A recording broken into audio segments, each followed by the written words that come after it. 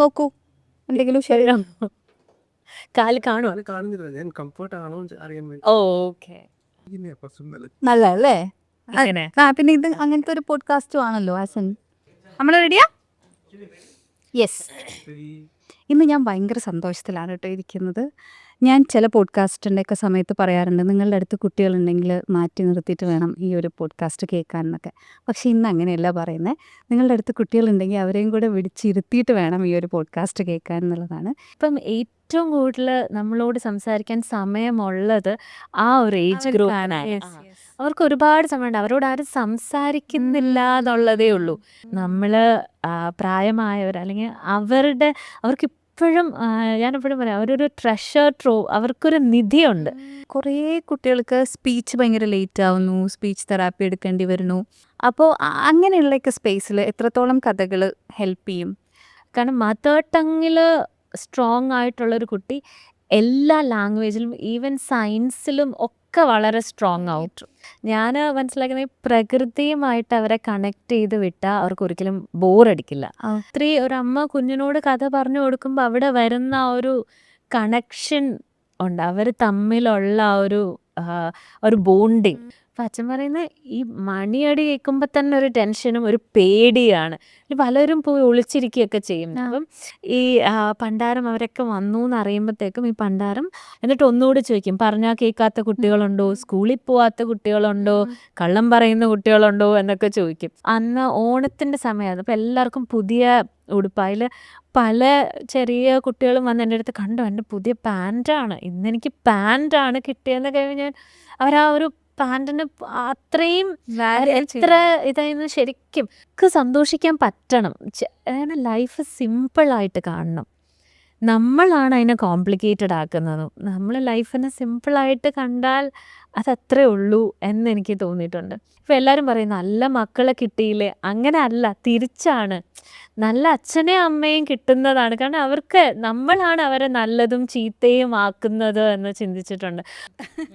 നമ്മുടെ ഇന്നലെ നമുക്കൊരു കഥയാണ്, വേറെ ആൾക്കാരുടെ ജീവിതങ്ങൾ നമുക്കൊരു കഥയാണ്, നമ്മൾ നാളെ ഇല്ലാതിരിക്കുമ്പോൾ നമ്മുടെ ജീവിതം ഒരു കഥയാണ്. കല്യാണി പറഞ്ഞു കൊടുത്തതിൽ എല്ലാ സമയത്തും ഹിറ്റായിട്ടുള്ളൊരു കഥ ഏതാണ്? ബാക്കി ഞാൻ നിങ്ങൾക്ക് പറയുകയാണെങ്കിൽ ഞാൻ പറഞ്ഞുതരാം. ഒരിടത്തൊരിടത്ത് ഒരു ഭൂതം ഉണ്ടായിരുന്നു.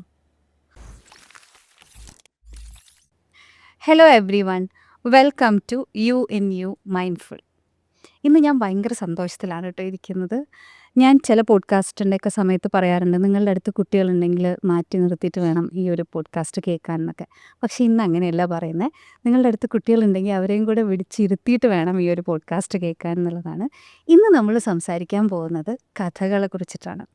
അപ്പോൾ നമ്മുടെ എല്ലാവരുടെയും ലൈഫിന് കഥകൾക്ക് ഒരുപാട് വലിയ പങ്കുണ്ട് അല്ലേ? കഥകളാണെങ്കിലും കഥാപാത്രങ്ങളാണെങ്കിലും ഈവൻ എനിക്ക് തോന്നുന്നു സിനിമയോടുള്ള നമ്മുടെ സ്നേഹം പോലും കഥകളോടുള്ള നമ്മുടെ ഒരു ഇഷ്ടമാണ്.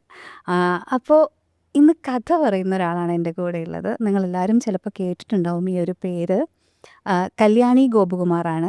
ഒരിടത്തൊരിടത്ത് ബൈ കല്യാണി എന്ന് പറഞ്ഞിട്ട് ഒരുപാട് കഥകളൊക്കെ പറയുന്ന ഒരാളാണ്. അപ്പോൾ ഇന്നത്തെ പോഡ്കാസ്റ്റ് കഥകളെ കുറിച്ചിട്ടാണ്.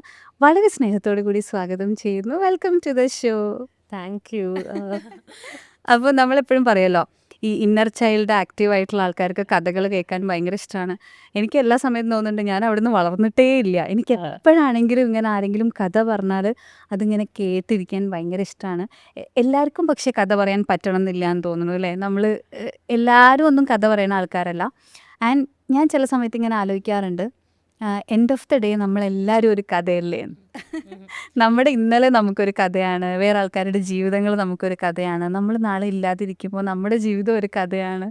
അപ്പം എങ്ങനെയാണ് ഈ കഥകളുടെ ലോകത്തേക്ക് വന്നത്?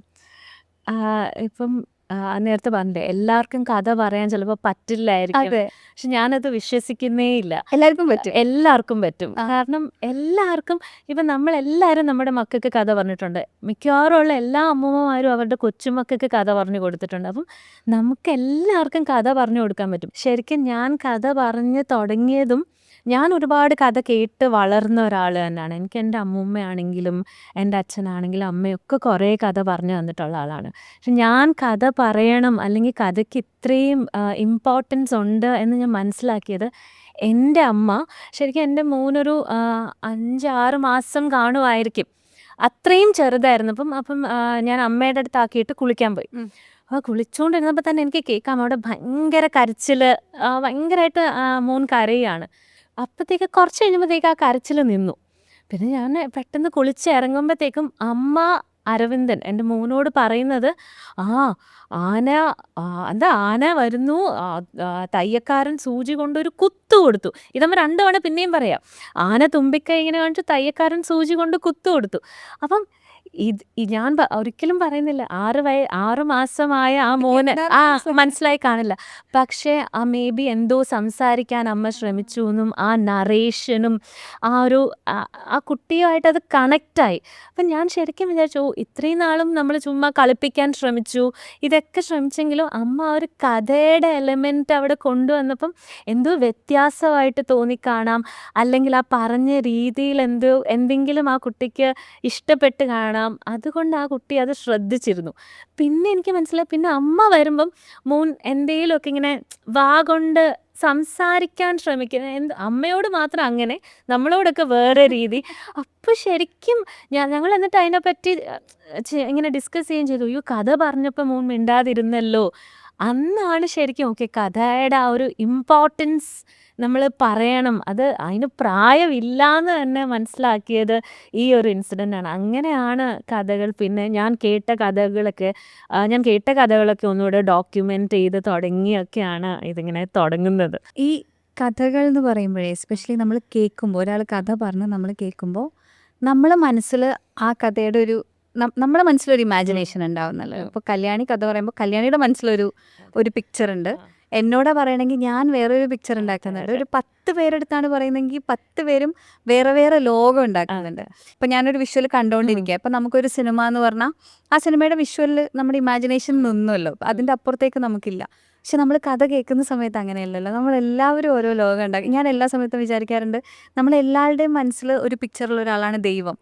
ദൈവം എന്ന് പറയുന്ന സമയത്ത് കല്യാണിയുടെ മനസ്സിലൊരു പിക്ചർ ഉണ്ടാവും, എൻ്റെ മനസ്സിൽ ഒരു അതെന്താണെന്ന് വെച്ചാൽ നമ്മൾ അവരെ കണ്ടിട്ടില്ല, നമ്മൾ അവരെക്കുറിച്ച് ഒരുപാട് കേട്ടിട്ടുണ്ട്. നമുക്ക് ചെറുപ്പം തൊട്ടേ ദൈവം എന്ന് പറഞ്ഞ ഒരു ഇമേജിനെ കുറിച്ച് നമ്മൾ കേട്ടിട്ടുണ്ട്. അപ്പോൾ ശരിക്കും ഈ കാണുന്നതും കേൾക്കുന്നതും തമ്മിലുള്ള വ്യത്യാസം എങ്ങനെയാണ് കല്യാണി അതിനെ ഒബ്സർവ് ചെയ്യുന്നത്? ഞാൻ ആദ്യം സ്പോട്ടിഫൈയിൽ പോഡ്കാസ്റ്റായിട്ട് തന്നെ ചെയ്യാൻ തുടങ്ങിയത് തന്നെ കഥ കേട്ടാൽ മതി എന്നുള്ളൊരു ഉദ്ദേശത്തിലാണ്. ഒരു കഥയിൽ നിന്ന് 1000 കഥകളുണ്ടാകും, അങ്ങനെ ഉണ്ടാകട്ടെ എന്നുള്ളതായിരുന്നു ഒരിടത്തൊരിടത്തിൻ്റെ ഇൻട്രോ എന്ന് പറയുന്നത്. അത് തന്നെയാണ് എന്ന് വെച്ചാൽ, ഇപ്പം ഒരു ഭൂതത്തിൻ്റെ കഥ പറഞ്ഞാൽ ഇവിടെ ഇരിക്കുന്ന ഓരോരുത്തരും, ഞാൻ ആ ഭൂതത്തിന് ഒരു ഭയങ്കര ഭൂതം ഉണ്ടായിരുന്നു, ആ ഭൂതത്തിന് ഒരുപാട് മുടിയുണ്ടായിരുന്നു, വലിയ പൊട്ടിട്ട് മുഖമൊക്കെ ചായം പൂശിയ ഭയങ്കര ഒരു ഭൂതം, ഇത്രയും പറഞ്ഞാൽ, എന്നിട്ട് ഞാൻ ശരിക്കും ഇങ്ങനൊരു ഭൂതത്തിൻ്റെ കഥ പറഞ്ഞിട്ട് അവിടെ ഇരിക്കുന്ന കുട്ടികളോടൊക്കെ ഒരു സെഷനിൽ ഞാൻ വരയ്ക്കാൻ പറഞ്ഞു. ആ ഭൂതത്തിനെ ഒന്ന് വരയ്ക്കൂ എന്ന് പറഞ്ഞപ്പം അവരാരും ഈ ഞാൻ പറഞ്ഞ ഈ 2-3 എലമെൻറ്റ്സ് ഉണ്ടെങ്കിലും ഭയങ്കര വ്യത്യാസമായിട്ട് എല്ലാവരും, ഒരാൾ പോലും അല്ലെങ്കിൽ 2 പേരുടേത് പോലും ഒരുപോലത്തതില്ല. എപ്പോഴും പറയുന്നത് അത് തന്നെയാണ്, കഥ പറയണം, കഥ കേൾക്കണം. കാരണം കഥ കേൾക്കുമ്പോൾ മാത്രമാണ് നമ്മുടെ മനസ്സിലത് നമ്മുടേതായ ഒരു കഥ ഉണ്ടാവുന്നത്. ഇപ്പം ഈ പറഞ്ഞ പോലെ ദൈവം, ഇപ്പം എൻ്റെ മോന് ഹനുമാനെ ഇഷ്ടമാണ്. മോനങ്ങനെ ഹനുമാൻ ഇഷ്ടമാണ് കാരണം അതിൻ്റെ ഒരു റീസൺ എന്ന് പറയുന്നത്, ഞാൻ രാത്രി കിടക്കുമ്പോഴൊക്കെ പേടിയാവുകയാണെങ്കിൽ ഹനുമാൻ്റെ ഇത് പറഞ്ഞാൽ മതി എന്ന് പറയുന്നതുകൊണ്ട് ഹനുമാൻ എന്തോ ഭയങ്കര പവർഫുൾ സ്ട്രോങ് ആയിട്ടുള്ള ഒരാളാണ് എന്നുള്ളതാണ് വിചാരം. അല്ലാതെ നമ്മുടെ പൂജാമുറിയിൽ അത്രയൊക്കെ കണ്ടിട്ടുള്ളൂ. വ്യത്യാസ രൂപമാണ് കുട്ടികൾക്ക് അത് ഒരു ഭയങ്കര സ്ട്രോങ് ആണ്, പറക്കാൻ പറ്റും, അതെ വാലുണ്ട്, മല കയ്യിൽ പൊക്കി കൊണ്ടും അത്രയും അങ്ങനെയൊക്കെയുള്ള കാര്യങ്ങളാണ് അറിയാവുന്നത്. അപ്പം ഒരു സൂപ്പർ ഹീറോ പോലെ വെച്ചേക്കുന്ന ഒരാളാണ്. അത് കഴിഞ്ഞിട്ട് പക്ഷേ ഈ ഇടയ്ക്ക് ഹനുമാൻ്റെ ഒരു അനിമേറ്റഡ് ഒരു സാധനം എവിടെ കണ്ടു, ടി വിയിൽ കണ്ട്. പക്ഷെ കണ്ടതിന് ശേഷം എന്ത് പറ്റിയെന്ന് വെച്ചാൽ, മോൻ്റെ വിചാരം അതാണ് ഹനുമാൻ, അതൊരു ഭയങ്കര മസിലും കുറേ ഭയങ്കര ഒരു മാസ്കുലിൻ ഒരു ആളായിരുന്നു. പക്ഷെ പിന്നെ വിചാരിച്ച, പിന്നെ തൊട്ട് എന്ത് പറഞ്ഞാലും ആ കണ്ടതിനെയാണ് പറയുന്നത്. അപ്പൊ എനിക്കതിൽ ആക്ച്വലി സങ്കടമാണ് അയ്യോ ഇമാജിനേഷൻ അവിടെ നിന്ന് പോയല്ലോ. മോൻ ആ ചിന്തിച്ച് മനസ്സിലുണ്ടായിരുന്ന ഹനുമാനിൽ നിന്ന് മാറി ആ കണ്ട ഒരു രൂപത്തിലോട്ട് അത് മാറിയല്ലോ. അപ്പൊ ആ ദൈവത്തിന്റെ ഇത് പറഞ്ഞുകൊണ്ട് ഞാൻ പറയാം അങ്ങനെ. അപ്പം അതുകൊണ്ട് ഞാൻ എപ്പോഴും പറയും കൊച്ചുകുട്ടികളിൽ, പ്രത്യേകിച്ച് ഒരു ചെറിയ കുട്ടികൾ ആദ്യം തന്നെ കഥ കേട്ടും ഒരുപാട് അവരെ കാണിക്കാം. വളരെ ഇപ്പം സിനിമകൾ കാണിക്കുന്നതുകൊണ്ട് കുഴപ്പമുണ്ട് അങ്ങനെയല്ല. പക്ഷെ ഇങ്ങനത്തെ ഒക്കെ കണ്ടു കഴിയുമ്പോഴത്തേക്കും അവരുടെ മനസ്സിൽ ലാംഗ്വേജ് മനസ്സിലാവാൻ പ്രായമാവുമ്പോ ഒന്ന് അതെ കേട്ട് തുടങ്ങണം. അവരതിനെ ഒന്ന് ക്രിയേറ്റ് ചെയ്തെടുത്ത് കഴിഞ്ഞാൽ അത് കഴിയുമ്പോൾ അവർ തന്നെ കുറേ കാര്യങ്ങൾ ഉണ്ടാക്കി പറയാനും ഒക്കെ, അല്ലെങ്കിൽ ഓരോ കാര്യങ്ങൾ ക്രിയേറ്റ് ചെയ്യാനും തുടങ്ങുന്നത് ഇങ്ങനെ കേട്ടാണ് എന്നാണ് ഞാൻ ഇങ്ങനെ കഥ പറയുന്നതിലൂടെ ഞാൻ അങ്ങനെ തന്നെ ആണെന്ന് വിശ്വസിക്കുന്നു. നമ്മൾ കഥകൾ എന്ന് പറയുമ്പോൾ എപ്പോഴും കുട്ടികൾക്ക് വേണ്ടിയാണ് കഥ എന്നാണല്ലോ നമ്മളെ മനസ്സിൽ ഏറ്റവും പെട്ടെന്ന് വരിക. പക്ഷേ ഇപ്പം ഞാൻ പറഞ്ഞ പോലെ എനിക്ക് കഥ കേൾക്കാൻ ഭയങ്കര ഇഷ്ടമാണ്. ഇപ്പോൾ ഓഡിയോ ബുക്സ് കഥകൾ കേൾക്കുന്ന ആൾക്കാർ ധാരാളം ഉണ്ടായിരിക്കും. അപ്പോൾ എങ്ങനെയാണ് ശരിക്കും ആ ഒരു ഏജ് ഏതാണ് ഏറ്റവും കംഫർട്ടബിൾ ആയിട്ട് തോന്നിയിരിക്കുന്നത്? ഏതെങ്കിലും ഒരു പർട്ടിക്കുലർ ഏജ് ഗ്രൂപ്പ് ഇവിടെ അത്ര കഥ പറഞ്ഞാൽ ചിലപ്പോൾ വർക്ക് ആവില്ല വിചാരിച്ചിട്ട് ഭയങ്കര നന്നായിട്ട് വർക്ക് ആയതുണ്ടോ? അങ്ങനെയില്ല. ആക്ച്വലി ഞാൻ കുട്ടികൾക്കാണ് കഥ പറഞ്ഞു തുടങ്ങിയതെങ്കിലും കഥ പറഞ്ഞു തുടങ്ങി വന്നപ്പോൾ എനിക്ക് മനസ്സിലായി ഏത് പ്രായത്തിലുള്ള ആൾക്കാർക്കും കഥ കേൾക്കാൻ ഇഷ്ടമാണ്.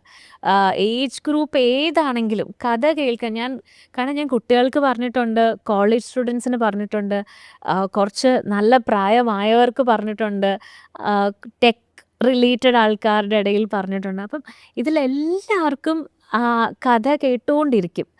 കഥ കേൾക്കും, അവരുടെ എക്സ്പീരിയൻസസ് ഷെയർ ചെയ്യും, അതൊക്കെ ചെയ്യുന്നുണ്ട്. അപ്പം കഥ കേൾക്കുന്നതിൽ ഒരു പ്രായം ഇല്ലാന്ന് തന്നെയാണ്. അതിൽ ഇപ്പം നമ്മൾ പണ്ടത്തെ കാലം എടുത്താൽ, പണ്ട് കുറച്ച് മുതിർന്ന പുരുഷന്മാരാണെങ്കിൽ അവരൊരു സന്ധ്യയ്ക്ക് ഇറങ്ങും, മാലിൻ്റെ ചോട്ടിൽ പോയിരുന്ന് അവരവരുടേതായ കുറേ കാര്യങ്ങൾ ഡിസ്കസ് ചെയ്യും. ചിലപ്പം നമ്മൾ കണ്ടില്ല അക്ഷര ശ്ലോകമൊക്കെ പറയും, അല്ലെങ്കിൽ അവരവരുടെ ആ നാട്ടിലെ കാര്യങ്ങൾ അങ്ങനത്തെ കാര്യങ്ങളൊക്കെ പറയും. പക്ഷെ സ്ത്രീകൾ ആ സമയത്ത് ചിലപ്പോൾ വീട്ടിൽ ഇരുന്ന് പറയുന്നത് തമ്മിൽ ചെറിയ ഗോസിപ്സ് അല്ലെങ്കിൽ അവരുടെ കാര്യങ്ങൾ, അപ്പുറത്തെ കാര്യം. പക്ഷെ അതൊക്കെ ചിന്തിക്കുമ്പോൾ അവരവരുടെ പ്രശ്നങ്ങൾ അവിടെ ഡിസ്കസ് ചെയ്യും. അപ്പം മറ്റാൾക്കും അങ്ങനെ ഒരു പ്രശ്നം ഉണ്ടെന്ന് അറിയുമ്പോഴത്തേക്ക് അത് നമുക്കൊരു സമാധാനമാണ്. അതെങ്ങനെ അവർ സോൾവ് ചെയ്തു എന്നുള്ള ഡിസ്കഷൻസ് അവിടെ വരും. അപ്പം അങ്ങനെയുള്ള കൂട്ടായ്മകൾ വരണം. അങ്ങനെ ഒരു കൂട്ടം കുറേ പേരിരുന്ന് അവരുടെ കാര്യങ്ങൾ ഡിസ്കസ് ചെയ്ത് കഥകളും എക്സ്പീരിയൻസസും അങ്ങോട്ടും ഇങ്ങോട്ടും ഷെയർ ചെയ്ത്, ഇപ്പം ഏറ്റവും കൂടുതൽ നമ്മളോട് സംസാരിക്കാൻ സമയമുള്ളത് ആ ഒരു ഏജ് ഗ്രൂപ്പിനാണ്. അവർക്ക് ഒരുപാട് സമയമുണ്ട്. അവരോട് ആരും സംസാരിക്കുന്നില്ല എന്നുള്ളതേ ഉള്ളൂ. അവരോട് പോയി ഇപ്പം എൻ്റെ അമ്മൂമ്മയാണെങ്കിൽ എന്നോട് പറയും, ഇടയ്ക്കൊന്ന് വിളിക്കുക, ഇടയ്ക്കിടയ്ക്ക് എന്നെ ഒന്ന് വിളിക്കുക, ഞാൻ ആരോട് സംസാരിക്കാൻ. അപ്പം ഇത്രയൊക്കെ ഞാൻ പറയുന്നുണ്ടെങ്കിലും ഞാൻ അമ്മൂമ്മയോട് വിളിക്കുന്നത് ഫ്രീക്വൻസി കുറവാണ്. നമ്മുടെ തിരക്കുകളിലും ഇതിലൊക്കെ പോകുമ്പോൾ നമ്മൾ ആ നോട്ട് ചെയ്ത്, പക്ഷെ നമ്മളത് ചെയ്യണം. നമ്മൾ പ്രായമായവർ അല്ലെങ്കിൽ അവർക്ക് ഇപ്പോഴും ഞാനെപ്പോഴും പറയാം, അവരൊരു ട്രഷർ ട്രോവ്, അവർക്കൊരു നിധിയുണ്ട്. അവർ കഥകളുടെ രീതിയിലായാലും അവരുടെ എക്സ്പീരിയൻസസ് ആയാലും അവർക്ക് ഒരുപാട് കാര്യങ്ങൾ നമുക്ക് അറിഞ്ഞൂടാത്ത, നമ്മൾ കണ്ടിട്ട് പോലും ചെയ്യേണ്ട അതെ നമ്മൾ കണ്ടിട്ട് പോലും. അപ്പം നമ്മൾ ചുമ്മാ സംസാരിക്കാൻ ഒന്ന് ഇരുന്ന് കൊടുത്താൽ മതി. അവരവരുടെ കുറേ സ്കൂളിലെ കാര്യങ്ങളായിരിക്കും, അല്ലെങ്കിൽ അത് കഴിഞ്ഞിട്ടുള്ള, അല്ലെങ്കിൽ കല്യാണം കഴിഞ്ഞിട്ടുള്ള ചില കാര്യങ്ങളായിരിക്കും. നമ്മൾ കഥകൾ എന്ന് പറയുമ്പോൾ ഇപ്പം നമ്മൾ കുട്ടികൾ എന്ന് പറയുന്ന പോലെ നമ്മൾ റിലേറ്റ് ചെയ്യുന്ന ആൾക്കാരാണ് പൊതുവെ അച്ഛമ്മമാർ അല്ലെങ്കിൽ അമ്മമ്മമാർ, ഉമ്മമ്മമാർ ഒക്കെ. ഇപ്പോൾ എൻ്റെ ഉമ്മമ്മയൊക്കെ നല്ല രസമായിട്ട് കഥ പറയുമായിരുന്നു. ഹസ്ബൻഡ് അമ്മ ഭയങ്കര രസമായിട്ട്, അമ്മയ്ക്ക് ഇപ്പം 4 പേരക്കുട്ടികളുണ്ട്. 4 പേരക്കുട്ടികൾക്കും അമ്മ ഒരേ കഥ തന്നെയാണ് പറഞ്ഞു കൊടുത്തിട്ടുള്ളത്. അത് ഇവരെല്ലാവരും തമാശയ്ക്ക് പറയുകയും ചെയ്യും. അതായത് അച്ഛമ്മ ഈ കഥയല്ലേ പറയാൻ പോണേ. അതായത് എല്ലാവർക്കും അവരുടെയൊക്കെ ഒരു സൂപ്പർ ഹിറ്റ് കഥ ഉണ്ടാവുമല്ലോ, അതായിരിക്കുമല്ലോ എല്ലാവരും പറയാ. ഉണ്ണിയപ്പം ഉണ്ടാക്കാൻ മറ്റേ കാട്ടിൽ പോയ കഥ, അല്ലെങ്കിൽ ഈ ആനേനെ കുത്തുന്ന കഥ, അങ്ങനെ പിന്നെ ഭൂതത്തിൻ്റെ കഥ, ഇതൊക്കെ യൂഷ്വലി നമ്മൾ പറയുന്ന കഥകളാണ്. പക്ഷെ ഇപ്പം അത് എനിക്ക് പേഴ്സണലി തോന്നാറുണ്ട്, എസ്പെഷ്യലി ഒരു ഏർബൻ ആയിട്ടുള്ള ഒരു സെറ്റിങ്ങിനകത്ത് അച്ഛനും അമ്മയും കുട്ടിയും മാത്രം ഒരു 6 months ഒക്കെ കഴിയുമ്പോഴേക്കും അവരിങ്ങ് വരുമല്ലോ, അവർ ജോലിയുടെ ആവശ്യത്തിനൊക്കെ വേണ്ടി. അപ്പം ഐ ക്യാൻ സീ കുറേ കുട്ടികൾക്ക് സ്പീച്ച് ഭയങ്കര ലേറ്റ് ആവുന്നു, സ്പീച്ച് തെറാപ്പി എടുക്കേണ്ടി വരുന്നു. കാരണം ഇവർ വിഷ്വലി മാത്രമാണ് എൻഗേജ്ഡ് ആയിട്ടുള്ളത്, ഇവർ അല്ലാതെ സംസാരിക്കുന്നില്ല ഇതിലൊന്നും. അപ്പോൾ അങ്ങനെയുള്ളൊക്കെ സ്പേസിൽ എത്രത്തോളം കഥകൾ ഹെൽപ്പ് ചെയ്യും? അത് വളരെയധികം. ഇപ്പം ഞാൻ പറഞ്ഞില്ലേ, എൻ്റെ മോന് അമ്മ കഥ പറഞ്ഞു കൊടുത്തു. പിന്നെ അമ്മയെ കാണുമ്പോൾ മോൻ സംസാരിക്കാൻ ശ്രമിക്കുമായിരുന്നു. എൻ്റെ മോൻ വളരെ പെട്ടെന്ന് സംസാരിച്ച് തുടങ്ങിയ ഒരാളാണ്. അത് ഞാൻ കഥ പറഞ്ഞ് കൊടുത്തുകൊണ്ട് മാത്രമല്ല, ഞങ്ങൾ സംസാരിക്കുമായിരുന്നു. അന്ന് കോവിഡിൻ്റെ ഒക്കെ ഒരു സമയമായിരുന്നു. ഞങ്ങളെല്ലാവരും വീട്ടിലുണ്ടായിരുന്നു. ടിവിയും ഫോണും കൊടുത്തിട്ടേ ഇല്ല.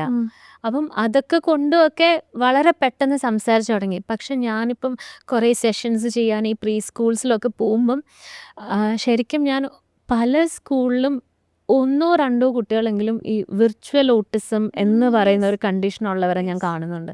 അപ്പം അവരുടെ കൂടെ ഒരു സ്റ്റാഫും കൂടെ അപ്പോൾ വന്നിരിക്കും. അപ്പോൾ അവർ പറയും ചിലപ്പോൾ ഈ കുട്ടി എണീറ്റ് പോവുമായിരിക്കും, ചിലപ്പോൾ ശ്രദ്ധിക്കില്ലായിരിക്കും എന്നൊക്കെ എന്നോട് നേരത്തെ പറയും. ഈ വിർച്വൽ ഓട്ടിസത്തിൻ്റെ മെയിൻ റീസൺ ഇതാണ്. അവർ ഫുള്ളി കാണുക മാത്രം ചെയ്യുന്നതുകൊണ്ട് മൊബൈൽ ഒന്ന് ആലോചിച്ച് നോക്കിയാൽ, വളരെ ഹെൽത്തി ആയിട്ട് ജനിച്ചൊരു കുട്ടിയെ നമ്മൾ ടി വി മൊബൈൽ അങ്ങനത്തെ നമ്മൾ ശ്രദ്ധിക്കാണ്ട് ഇങ്ങനെ ഒരു ഇതിലോട്ട് ചിലപ്പോൾ ജെനുവിൻ റീസൺ ആയിരിക്കാം. പിന്നെ നമുക്ക് ആ സമയത്ത് പലർക്കും ഇത് അറിയില്ലല്ലോ. ഇപ്പം ഇതിന്റെ അവയർനെസ് നമ്മൾ ആ സമയത്ത് നമ്മുടെ ഒരു അപ്പോഴുള്ളൊരു കൺവീനിയൻസിന് വേണ്ടിയിട്ടാണല്ലോ പലപ്പോഴും നമുക്ക് അവരെ എൻഗേജ് ചെയ്യാൻ സമയമില്ല. അതുകൊണ്ട് നമ്മൾ പലപ്പോഴും ഇങ്ങനത്തെ കാര്യങ്ങൾ അവരത് കാണുമ്പോഴത്തേക്കും മിണ്ടാതിരിക്കുന്നുണ്ട്. അപ്പം നമുക്ക് വർക്ക് ഇപ്പം ആക്ച്വലി ഈ വിർച്വൽ ഓട്ടിസം ഒക്കെ ഇങ്ങനത്തെ കണ്ടീഷൻസ് വന്ന് തുടങ്ങിയപ്പോഴാണ് ഇപ്പം എല്ലാവരും അവെയറാണ്. ഇപ്പം വളരെ എനിക്ക് തോന്നുന്നു റെസ്ട്രിക്റ്റഡ് ആണ്. കുറേ കേസസിൽ ഈ സ്ക്രീൻസ് റെസ്ട്രിക്റ്റഡ് ആണ്. പക്ഷേ എന്താ പറയുക, ആ ഒരു ഇങ്ങനത്തെ കണ്ടീഷൻസ് ഉണ്ട്. അപ്പോൾ കഥ പറയണം, ഇപ്പം സംസാരിക്കാൻ ലേറ്റ് ആവുക, ഇതൊക്കെ. അതുപോലെ തന്നെ ചിലർക്ക് ഇതിൽ ഇട്ടുണ്ട് ഈ നേരെ കൊണ്ട് മലയാളമായിരിക്കും വീട്ടിൽ, നമ്മൾ ഡേ കെയറിൽ വിടുമ്പോഴത്തേക്കും ഇംഗ്ലീഷ് അല്ലെങ്കിൽ ചിലപ്പോൾ വേറെ സ്റ്റേറ്റ്സിൽ വരുമ്പോൾ ലാംഗ്വേജ് ഇഷ്യൂസ് വന്നിട്ടാണ് പിന്നെ ഈ സംസാരം കൺഫ്യൂസ്ഡ് ആവുന്നത്. അപ്പം നമ്മൾ വീട്ടിൽ അപ്പം ഞാൻ എപ്പോഴും പറയും മലയാളം, ഇപ്പം നമുക്ക് മലയാളം മദർ ടങ് ഫോളോ ചെയ്യണം. അപ്പം കുട്ടി ആദ്യം അത് പഠിക്കുകയാണ് നല്ലത്. കാരണം മദർ ടങ്ങിൽ സ്ട്രോങ് ആയിട്ടുള്ളൊരു കുട്ടി എല്ലാ ലാംഗ്വേജിലും ഈവൻ സയൻസിലും ഒക്കെ വളരെ സ്ട്രോങ് ആവും. അപ്പം പക്ഷെ ഇപ്പം അതൊന്ന് മാറുന്നുണ്ട്. എന്നാൽ പോലും ഞാൻ മലയാളത്തിൽ മാത്രമാണ് കഥകൾ പറയുന്നത്. അതിൻ്റെ മെയിൻ റീസൺ മദർ ടങ്ങിൽ തന്നെ നമ്മൾ ആദ്യം ഫോക്കസ്ഡ് ആണ്. നമ്മുടെ മാത്രമായിട്ടുള്ള കുറെ കഥകളും നമ്മുടെ മാത്രമായിട്ടുള്ള ഒരു കൾച്ചറും, നമ്മുടെ ഇപ്പൊ ഭൂതം തന്നെ വേറെ ഏതെങ്കിലും നാട്ടുകാർക്ക് റിലേറ്റ് ചെയ്യാൻ പറ്റുമോ നമുക്ക് അറിയില്ല. പക്ഷെ നമുക്ക് ഇപ്പൊ പറയുമ്പോൾ ഇപ്പൊ ഒരു വള്ളവനാടൻ സൈഡിൽ അല്ലെങ്കിൽ ഒരു വടക്കേ കേരളത്തിന്റെ സൈഡിലൊക്കെ ആണെങ്കിൽ അവർ തെയ്യത്തിന് കാണുന്നുണ്ടല്ലോ വരുന്നത്. അപ്പൊ അവർക്ക് അത് ഏതാണ്ട് മനസ്സിലാവും ഇത് ഇങ്ങനെയാണ്, ഇതുപോലത്തെ ഒരു രൂപമാണ് എന്നൊക്കെ. പക്ഷെ എല്ലാവർക്കും അത് റിലേറ്റ് ചെയ്യാൻ പറ്റില്ല. അപ്പൊ നമ്മുടെ കാര്യങ്ങൾ പാസ് ഓൺ ചെയ്യണമെങ്കിൽ ശരിക്കും മദർ ടങ് തന്നെ. അതെ, ആ ഒരു സുഖം ഇപ്പൊ നമുക്ക് കിട്ടിയ സുഖം നമ്മൾ മലയാളത്തിൽ അത് കേട്ട് എന്ന് വെച്ചാൽ ഇതിപ്പോ ഇംഗ്ലീഷിൽ പറഞ്ഞുകൂടാ എന്നല്ല ഞാൻ പറയുന്നത്. കുട്ടികൾക്ക് നമ്മൾ കഥകളും നമ്മൾ വീട്ടിൽ സംസാരിക്കുമ്പോഴൊക്കെ മദർ ടങ് ഫോക്കസ് ചെയ്താൽ അവരെല്ലാത്തിലും സ്ട്രോങ് ആവും. പിന്നെ ഇവരുടെ ഒരു സ്പാൻ ഓഫ് അറ്റൻഷൻ, കുട്ടികളുടെ അടുത്ത് ഇപ്പോൾ വർക്ക് ചെയ്യണ സമയത്ത് ഇപ്പൊ കഥ പറയാൻ പോകുന്ന സമയത്ത് ഇപ്പം എല്ലാവരുടെ നമ്മുടെ തന്നെ സ്പാൻ ഓഫ് അറ്റൻഷൻ കുറവാണ്. അപ്പോൾ ഇവർക്ക് ഒരു കാര്യം ഇങ്ങനെ കേട്ട് എൻഗേജ് ചെയ്ത് അവർക്ക് പെട്ടെന്ന് അടുത്തത് എന്നുള്ളൊരു ഫീലിംഗ് ഉണ്ടാവുമല്ലോ. അത് എത്രത്തോളം കഥ പറയുമ്പോൾ ഒരു ബുദ്ധിമുട്ടായിട്ട് തോന്നാറുണ്ട്? ആദ്യത്തെ ഒക്കെ സെഷൻസ് ചെയ്യുമ്പം അത്രയും ഞാൻ എക്സ്പെക്ട് ചെയ്യില്ല, ഇത്രയും പിള്ളേർ പെട്ടെന്ന് ഇങ്ങനെ മാറി നോക്കുമെന്ന്. അപ്പം ഞാൻ എപ്പോഴും അങ്ങനെ പ്രോപ്പർട്ടീസ് ഒന്നും കൊണ്ടുപോകാറില്ല. അങ്ങനെ ഞാൻ കൂടുതലും ഇരുന്ന് നമ്മുടെ പണ്ടത്തെ രീതിയിൽ തന്നെയാണ് കഥ പറയുന്നതും. ഞാൻ മനസ്സിലാക്കുന്നത് പ്രകൃതിയുമായിട്ട് അവരെ കണക്ട് ചെയ്ത് വിട്ടാൽ അവർക്ക് ഒരിക്കലും ബോറടിക്കില്ല. അതാ കാരണം അങ്ങനെയാണ് നേച്ചർ, നമുക്ക് ബോറടിക്കേ ഇല്ല. പക്ഷെ അത് അവർക്കും കൂടെ മനസ്സിലാവണം. അപ്പം ഇപ്പം 2 ഇല കിട്ടിയാൽ അതിൽ നമുക്ക് എന്തെങ്കിലും ഉണ്ടാക്കാൻ പറ്റും.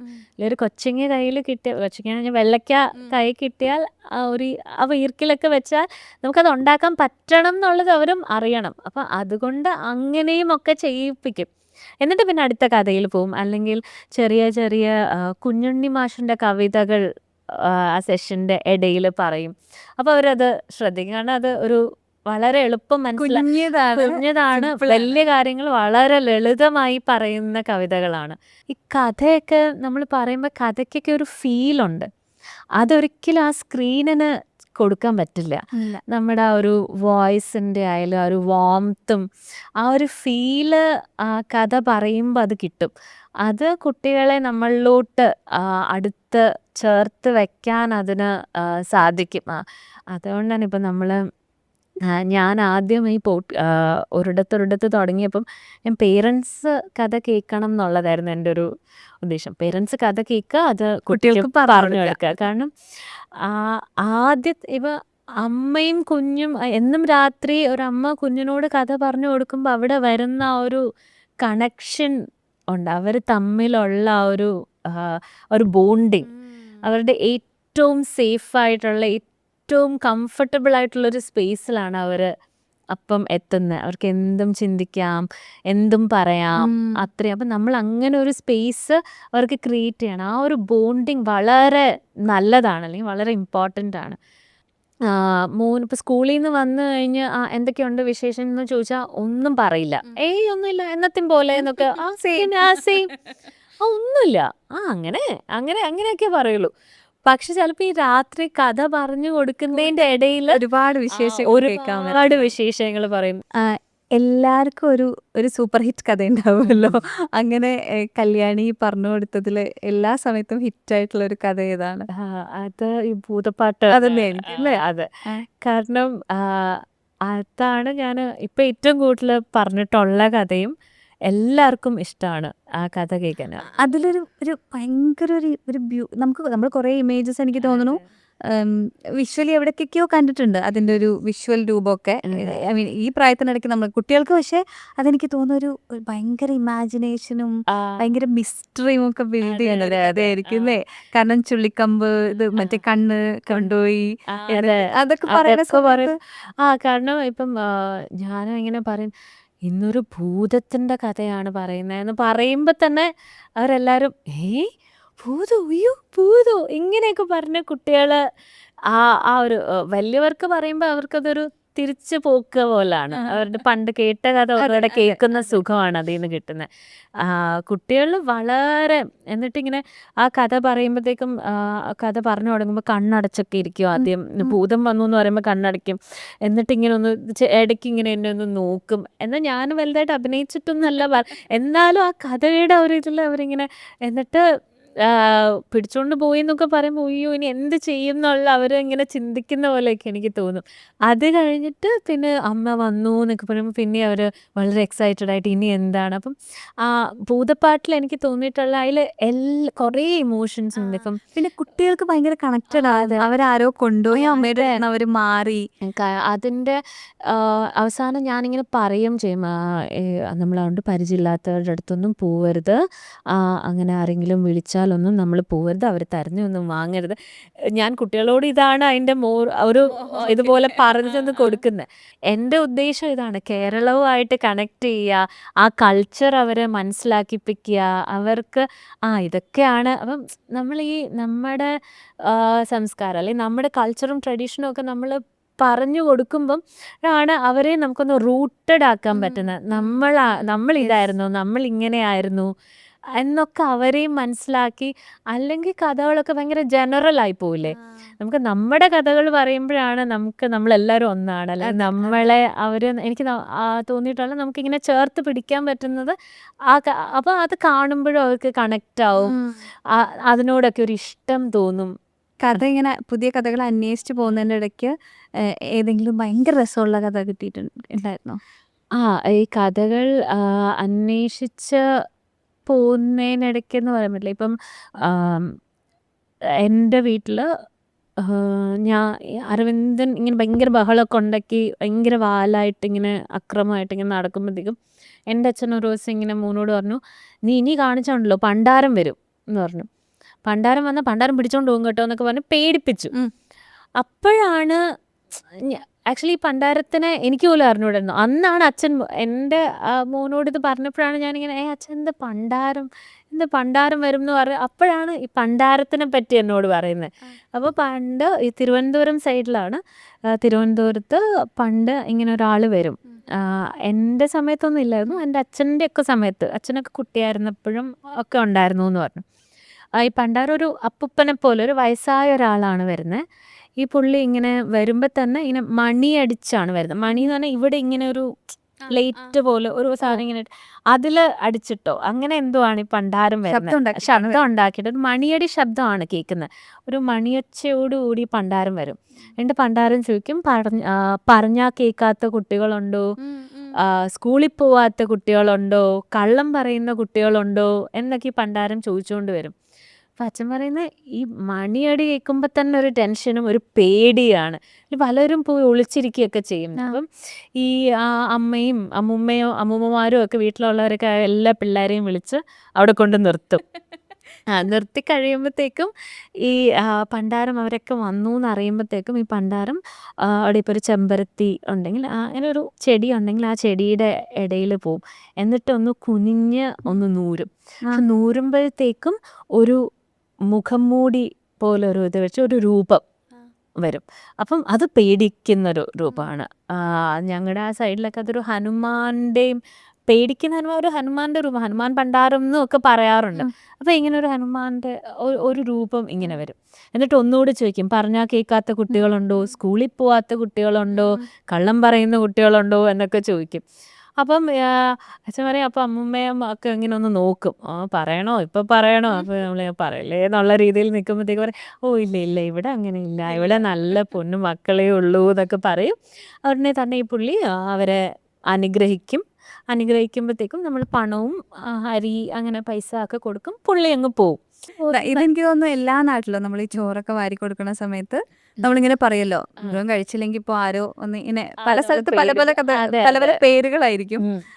പക്ഷെ ഇന്ന് പറയുന്നത് അത് ബാഡ് പാരന്റിങ് ആണ് എന്നാണല്ലോ എന്ന് പറയപ്പെടുന്നു.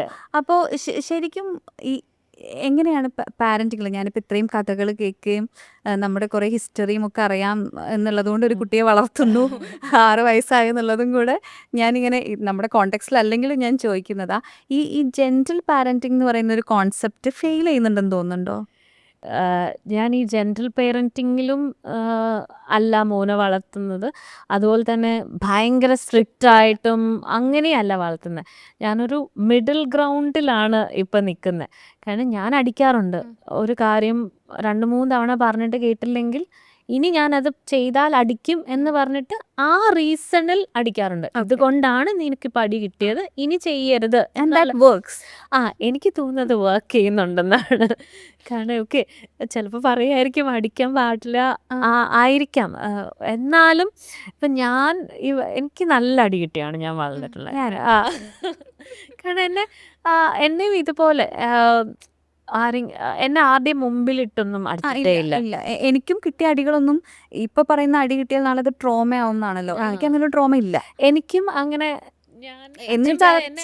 ആർക്കും ട്രോമ ഇല്ലാന്നോ അല്ലെങ്കിൽ ഒന്ന് പറഞ്ഞ രണ്ടാമത്തേന് അടിക്കണോന്നുള്ളതല്ല ഞാൻ ഇപ്പൊ അടിക്കുകയും ആ കുട്ടിക്ക് അത് മനസ്സിലാവുകയും ചെയ്താൽ അത് നല്ലതാണെന്നുള്ളത്. അല്ല, നമ്മൾ ചെറുപ്പത്തിലേ അടി കിട്ടും എന്ന് വിചാരിച്ച് ചില കാര്യങ്ങൾ ചെയ്യാതിരുന്നിട്ടില്ല. തീർച്ചയായിട്ടും ഉണ്ട്. കാരണം നമ്മൾ എന്തിനും അടിക്കാൻ തുടങ്ങിയവർക്ക് ആ വിലയുണ്ടാവില്ല. എന്ന് കിട്ടിയാൽ 2 അടി കിട്ടും അത്രേ ഉള്ളൂ എന്ന് തോന്നിപ്പോവും. അപ്പം നമുക്കവരോട് വളരെ സ്നേഹമാണെന്നും നമ്മൾ വളരെ കെയറിങ്ങും ഒക്കെ ആയിട്ട് നമ്മൾ ആ ഒരു അങ്ങനെ തന്നെ നർച്ചർ ചെയ്തിട്ട് അതിനിടയിൽ നമ്മളിങ്ങനെ ചെയ്താൽ നമുക്ക് ഇഷ്ടപ്പെടാത്തതുകൊണ്ട് ഒരടി കിട്ടിയെന്ന് തോന്നിയാൽ ആ രീതിയാണ് ഞാനിപ്പോൾ അത് സക്സസ് ആണോ അല്ലേന്ന് പറയാൻ എനിക്ക് അറിയില്ല. കാരണം ഞാനെപ്പോഴും പേരൻറ്റിങ്ങിന് അങ്ങനെ റൂളൊന്നും ഇല്ല. ഓരോ കുട്ടിക്കനുസരിച്ചും അവരുടെ ഇതനുസരിച്ചും. പക്ഷേ നമുക്ക് എന്താ പറയുക, ആ വാല്യൂസ് ഉണ്ടല്ലോ, കുറേ മൂല്യങ്ങൾ കൊടുത്ത് അത് മനസ്സിലാക്കി തന്നെ വളർത്തണം. ഇപ്പം റെസ്പെക്റ്റ് ചെയ്യുക, ആൾക്കാരോട് സംസാരിക്കുന്ന രീതി. പിന്നെ ഞാൻ കഥ പറയുന്നതുകൊണ്ട് എനിക്ക് മനസ്സിലായി നമുക്ക് ഒരു കാര്യം പല രീതിയിൽ പറയാം. പക്ഷെ നമ്മളൊരു കഥയിലൂടെ പറയുകയാണെങ്കിൽ അത് അവരുടെ മനസ്സിൽ ഒരു ആഴത്തിൽ പതിയും. എനിക്ക് മനസ്സിലായത് ഈ കഥകളിലും സംഭവങ്ങളിലൂടെയൊക്കെ അവരെ ഉപദേശിക്കാനൊക്കെ ശ്രമിക്കുന്നതും പെട്ടെന്ന് അവരത് മനസ്സിലാക്കുന്ന പോലെ തോന്നിയിട്ടുണ്ട്. അങ്ങനെ ചെയ്യല്ലേ എന്ന് വെറുതെ പറയുന്നതിന് പകരം എന്തുകൊണ്ട് ചെയ്തുകൂടാ, ചെയ്താൽ എന്ത് സംഭവിക്കും എന്നുള്ളതൊരു ഒരു സംഭവം പോലെ, ഒരു എക്സ്പീരിയൻസ് പോലെ ഇങ്ങനെ പറയുകയാണെങ്കിൽ, അല്ലെങ്കിൽ ഒരു കഥ പോലെയൊക്കെ പറഞ്ഞാൽ അത് അവരുടെ മനസ്സിൽ ഉണ്ടാവും. പിന്നെ അവരത് ചെയ്യുന്നതിന് മുമ്പ് പലപ്പോഴും ചിലപ്പോൾ അത് ഒന്ന് ചിന്തയിൽ വരാം, ഇങ്ങനെ പ്രശ്നം വന്നാലോ എന്നവർക്ക് തോന്നാമെന്ന് എനിക്ക് തോന്നിയിട്ടുണ്ട്. ഈ കഥകളുടെ ലോകത്ത് വന്ന് കുറേ കഥകളൊക്കെ പറയുകയും കുറേ ആൾക്കാരുടെ ഓഫ് കോഴ്സ് നമ്മൾ കഥ പറഞ്ഞു കഴിയുമ്പോൾ അവർക്കൊരു കഥ ഇങ്ങോട്ടും പറയാനൊക്കെ ഉണ്ടാവും വലിയ ആൾക്കാരൊക്കെ ആകുമ്പോൾ. ഇതൊക്കെ കല്യാണിയുടെ ലൈഫിൽ എന്തെങ്കിലും ചേഞ്ചസ് വരുത്തിയിട്ടുണ്ടോ ആസ് എ ഹ്യൂമൻ ബീയിങ്? ഞാൻ ഇപ്പം കുട്ടികളുടെ സെഷൻസിലായാലും ഓരോന്നിലും ഞാനും കുറേയൊക്കെ പഠിക്കും. ഓരോ കഥ അവർ പറയുന്ന കാര്യങ്ങളിൽ നോക്കി അവർ ഈ ചെയ്യുമ്പം ചിലപ്പോൾ തെറ്റും, പിന്നെയും ചെയ്യും, പിന്നെയും തെറ്റും. നമ്മളാണെങ്കിൽ ചിലപ്പോൾ ഇട്ടിട്ട് പോകും, പക്ഷെ അവർ പിന്നെയും അത് ട്രൈ ചെയ്ത് അവരിങ്ങനെ ശ്രമിക്കുമ്പോൾ ഞാൻ വിചാരിക്കും ഓക്കെ എങ്ങനെയാണ്. പിന്നെ ആ ചെറിയ കാര്യങ്ങളിൽ ചിലപ്പോൾ സന്തോഷിക്കുന്ന കാണുമ്പോൾ ഞാൻ വിചാരിക്കും ഓക്കെ ഇങ്ങനെ സന്തോഷിക്കാൻ പറ്റും. അവ പല സെഷനിൽ നിന്നും ഞാനിങ്ങനെ കുറേ കാര്യങ്ങൾ പഠിക്കാറുണ്ട്. ഇപ്പം ഞാൻ ശരിക്കും പറഞ്ഞാൽ ഞാൻ ഒരിക്കൽ അമ്മത്തൊട്ടിൽ കഥ പറയാൻ പോയിട്ടുണ്ട് തിരുവനന്തപുരത്ത്. അതെനിക്ക് ഒരു ഭയങ്കര സന്തോഷം കിട്ടിയൊരു, കാരണം ആ കുട്ടികളുടെ മനസ്സ്, എൻ്റെ മനസ്സ് നിറഞ്ഞു അന്ന് ആ കുട്ടികൾക്ക് കഥ പറഞ്ഞ് കൊടുത്തപ്പോൾ. അവരുടെ ചെറിയ കാര്യങ്ങളിൽ വരെ അവരുടെ സന്തോഷം. നമ്മളിപ്പോൾ എന്തെങ്കിലും അത് കഴിഞ്ഞ് നമ്മളെന്തെങ്കിലും ഫുഡ് കൊടുത്ത് ഒന്നും ഇപ്പം ഞാൻ വിചാരിക്കും, ഇപ്പം എൻ്റെ മോനാണെങ്കിൽ തന്നെ ലഡ്ഡും ജിലേബിയും വെച്ച് ചിലപ്പോൾ രണ്ടും കഴിക്കില്ല. എനിക്ക് ലഡ്ഡും ജിലേബിയും ഇഷ്ടമല്ല എന്ന് പറയും.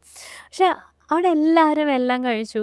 എന്നിട്ട് അത് വേണ്ടാന്നൊന്നും പറയണില്ല. അപ്പം ചെറിയ കാര്യങ്ങളിൽ ഇപ്പോൾ ഒരു പ്ലാവിലെ തൊപ്പിയൊക്കെ ഉണ്ടാക്കി അവർ ഭയങ്കര സന്തോഷമായിരുന്നു. ഞാൻ അവിടെ വന്ന് കഥ പറയാനായിട്ട് എനിക്ക് അറിയാൻ പറ്റി അവരുടെ ഉള്ളിലെ ആ സന്തോഷം. എനിക്കിങ്ങനെ ശരിക്കും ഫീൽ ചെയ്തു. അന്ന് ഓണത്തിൻ്റെ സമയമായിരുന്നു. അപ്പോൾ എല്ലാവർക്കും പുതിയ ഉടുപ്പായി. പല ചെറിയ കുട്ടികളും വന്ന് എൻ്റെ അടുത്ത് കണ്ടു, എൻ്റെ പുതിയ പാൻറ്റാണ്, ഇന്നെനിക്ക് പാൻറ്റാണ് കിട്ടിയതെന്ന് കഴിഞ്ഞാൽ അവർ ആ ഒരു പാൻറ്റിന് അത്രയും എത്ര ഇതായിരുന്നു ശരിക്കും. ഞാനിപ്പം എല്ലാ വർഷവും അവിടെ ഒരു സെഷൻ ചെയ്യാനായിട്ട് ഇപ്പം ശ്രമിക്കുന്നുണ്ട്. എല്ലാ വർഷവും ഞാൻ അവിടെ ഒരു കാരണം അത് ഭയങ്കര എനിക്ക് തന്നെ ഇങ്ങനെ എന്നെ തന്നെ ഒന്ന് ചിന്തിപ്പിച്ച കുറേ കാര്യങ്ങൾ അന്ന് അവിടെ സംഭവിച്ചു. അപ്പം എനിക്കത് ഭയങ്കര എൻ്റെ മനസ്സിനോട് ചേർത്ത് വയ്ക്കുന്നൊരു സെഷനാണ് അത്. നമ്മൾ എങ്ങനെയാണ് ആ വാല്യൂ, ആ ഹാപ്പിനെസ്, അതൊക്കെ നമ്മൾ എത്ര കിട്ടിയാലും ചിലപ്പോൾ സന്തോഷിക്കുന്നില്ലേ എന്നൊക്കെ ശരിക്കും. അല്ലെങ്കിൽ ഇപ്പം കുട്ടികളാണെങ്കിലും എന്ത് കിട്ടിയാലും ഒരു സംതൃപ്തി അടുത്തതിലോട്ട് പോകുന്നു. ചിലപ്പോൾ അവരും അങ്ങനെ പോവായിരിക്കും, എനിക്കറിയില്ല. പക്ഷെ അന്നത്തെ ആ ദിവസം എനിക്കതൊരു ഭയങ്കര മനസ്സ് നിറഞ്ഞ സെഷനായിരുന്നു അത്. നമ്മളെല്ലാവരും എല്ലാ ദിവസവും രാവിലെ എഴുന്നേറ്റ് നമ്മൾ സന്തോഷമാണല്ലോ തിരയുന്നത്. നമ്മളിങ്ങനെ തിരഞ്ഞുകൊണ്ടിരിക്കുകയാണല്ലോ. ചിലപ്പോൾ ചിലർ വിചാരിക്കും ഇത് വാങ്ങിയാൽ എനിക്ക് സന്തോഷം കിട്ടും, ചിലർ വിചാരിക്കും ഇത് ചെയ്താൽ എനിക്ക് സന്തോഷം കിട്ടും, ചിലർ വിചാരിക്കും ഇത് അച്ചീവ് ചെയ്യുമ്പോഴാണ് എനിക്ക് സന്തോഷം കിട്ടുക. എനിക്ക് പല സമയത്തും തോന്നാറുണ്ട് ഇപ്പോൾ ഈ പറഞ്ഞതുപോലെ ഏറ്റവും കുഞ്ഞു കാര്യങ്ങളിൽ സന്തോഷവും സംതൃപ്തിയും ഉണ്ടാക്കാൻ പറ്റുന്നതാണ് ലൈഫിൽ നമ്മൾ പഠിക്കേണ്ട ഒരു സ്കില്ല് എന്ന്. അപ്പോൾ ഇപ്പോൾ നമ്മൾ ഇപ്പോൾ ഒരു കഥ കേൾക്കുകയാണ്, അല്ലെങ്കിൽ നമ്മൾ കുറച്ച് ആൾക്കാർ കൂടിയിരിക്കുകയാണ്. ഇപ്പോൾ നേരത്തെ പറഞ്ഞ പോലെ കുറച്ച് പേര് കൂടിയിരുന്ന് അങ്ങോട്ടും ഇങ്ങോട്ടും സംസാരിക്കുകയാണ്. ലെറ്റ് ഇറ്റ് ബി ഗോസിപ്പ്, എന്താണെങ്കിലും നമ്മൾ സംസാരിക്കുകയാണ്. ഇങ്ങനത്തെ കുറേ സാധനങ്ങൾ നമുക്ക് നഷ്ടപ്പെട്ടു പോകുന്നുണ്ടല്ലോ. നമ്മൾ എന്തിൻ്റെയൊക്കെയോ പിറകിൽ ഓടുകയാണ്, നമ്മൾ എന്തോ അന്വേഷിച്ചുകൊണ്ടിരിക്കുകയാണ്. പക്ഷേ ശരിക്കും തിരിച്ചു വരുന്നതിലാണ് ആ സന്തോഷം അങ്ങനെ തോന്നിയിട്ടുണ്ടോ? എപ്പോഴും ഞാൻ വിശ്വസിക്കുന്നത് നമ്മുടെ സന്തോഷം നമ്മുടെ കയ്യിലാണ്. അപ്പം അത് ബാക്കിയുള്ളവരുടെ കയ്യിലോട്ട് കൊടുക്കരുത്. നമ്മൾ സന്തോഷിക്കേണ്ട ബാക്കിയുള്ളവരൊരു കാര്യം ചെയ്തു എന്ന് പറഞ്ഞാൽ നമ്മൾ സങ്കടപ്പെടാനോ ഒക്കെ പോയാൽ നമുക്ക് സങ്കടപ്പെട്ടുകൊണ്ടിരിക്കാൻ ഒരു ശീലമാണെന്ന് തോന്നിയിട്ടുണ്ടോ? അത് നമ്മുടെ ഉള്ളിലാണ്. നമുക്ക് സന്തോഷിക്കാൻ പറ്റണം. ലൈഫ് സിമ്പിളായിട്ട് കാണണം. നമ്മളാണ് അതിനെ കോംപ്ലിക്കേറ്റഡ് ആക്കുന്നതും. നമ്മൾ ലൈഫിനെ സിമ്പിളായിട്ട് കണ്ടാൽ അതത്രേ ഉള്ളൂ എന്നെനിക്ക് തോന്നിയിട്ടുണ്ട്. അല്ലാതെ ബാക്കി ഉള്ളവരുടെ നമ്മൾ സന്തോഷിക്കാൻ സന്തോഷിക്കാൻ ശ്രമിച്ചാൽ മതി. ചെറിയ കാര്യങ്ങളിൽ അല്ലെങ്കിൽ ഒന്ന് ചുമ്മാ ഇരുന്നാൽ സന്തോഷിക്കാൻ പറ്റണം.